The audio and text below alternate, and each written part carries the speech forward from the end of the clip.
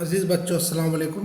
मैं असलम ख़ान, ज़िला परिषद उर्दू स्कूल नंबर 5 चोपड़ा, आपका ब्रिज कोर्स के 38वें दिन में मैं इस्तकबाल करता हूँ। उम्मीद है कि आप बखैर होंगे। आज देखिए हम एक नई सलाहियत का आगाज़ करेंगे।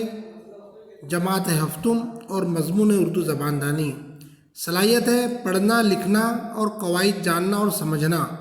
आओ मालूम करें उस्ताद सरपरस्त की मदद से अज्जाए कलाम ज़मीर, ज़मीर शख्सी, ज़मीर इजाफ़ी को समझें और मिसालें हल करें। आओ अहलियत पैदा करें। मैं लिखता हूँ, तुमने ये क्या कहा। ज़मीर,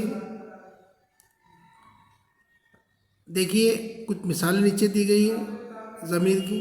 मैं लिखता हूँ, तुमने ये क्या कहा, कौन आया और उन्हें बुलाओ। ज़मीर शख्सी, ये ज़मीर अशख़ास के लिए इस्तेमाल होती है। इसकी 3 सूरतें हैं। ज़मीर शख्सी अशख़ास के लिए इस्तेमाल होती है, उसकी 3 सूरतें हैं। ज़मीर किसे कहते हैं? किसी शख्स या इसम के नाम की जगह जो लफ्ज़ इस्तेमाल किया जाता है उसे ज़मीर कहते हैं। जैसे मैं लिखता हूँ, माफ़ कीजिए, तुम खाते हो, तुम पढ़ते हो, ये तुम ज़मीर है ना। अब यहाँ हम ये देखेंगे कि इस ज़मीर शख्सी की 3 सूरतें कौन कौन सी है। पहली है ज़मीर मुतकल्लिम, जो बात करता है उसे मुतकल्लिम कहते हैं। तकल्लुम यानी बात करना, उसी से बना मुतकल्लिम, बात करने वाला। ज़मीर मुतकल्लिम जो बात करता है उसे ज़मीर मुतकल्लिम कहते हैं। ज़मीर मुखातब जिससे बात की जाती है उसे मुखातब कहते हैं। ज़मीर मुखातब। और तीसरी ज़मीर गायब, जिसका जिक्र किया जाता है या जिसके बारे में बात की जाती है उसे गायब कहते हैं। ठीक है। ज़मीर की जमा ज़माइर है। ज़माइर की 3 हालतें हैं, हालत फ़ाइली, हालत मफ़ऊली और हालत इजाफ़ी। अब देखिए यहाँ फ़ाइली जो है प्रिंट मिस्टेक है, गलत लिखा हुआ है। फ़ाइली ऐसा होना चाहिए,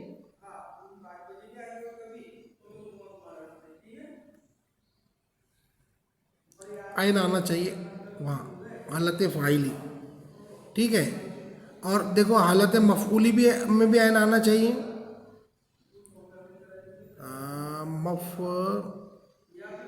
मफ़ऊली, माफ़ कीजिए, मैं और आपको अच्छा लिख के बताता हूँ। हाँ ठीक है। मफ़ऊली, ठीक है। इस तरह से वाव है, ये ज़रा सा मेरे हाथ जो है स्लिप हो रहा है, यहाँ ये वाव है, तो इस तरह से जो है ये लिखा जाना चाहिए। हालत मफ़ऊली, तो ज़माइर की 3 हालतें हैं, हालत फ़ाइली, हालत मफ़ऊली और हालत इजाफ़ी। अब ज़मीर का नाम है ज़मीर मुखातब, ज़मीर गायब। ज़मीर मुखातब, ज़मीर गायब और ज़मीर गायब। यहाँ थोड़ा देखिए ज़मीर की हालत इजाफ़ी, हालत इजाफ़ी, हालत इजाफ़ी। जैसे ज़मीर मुखातब क्या है? मेरा, मैं मुखातब हूँ तो मैं मेरा लिखूँगा। अब ज़मीर, माफ़ कीजिए, ज़मीर मुखातब में जो है मेरा, ठीक है। यहाँ ज़मीर मुतकल्लिम होना चाहिए था क्योंकि मैं बात कर रहा हूँ, फिर ज़मीर मुखातब होना चाहिए था, फिर ज़मीर गायब होना चाहिए था। यहाँ भी जो है कुछ गलती मुझे नज़र आ रही है।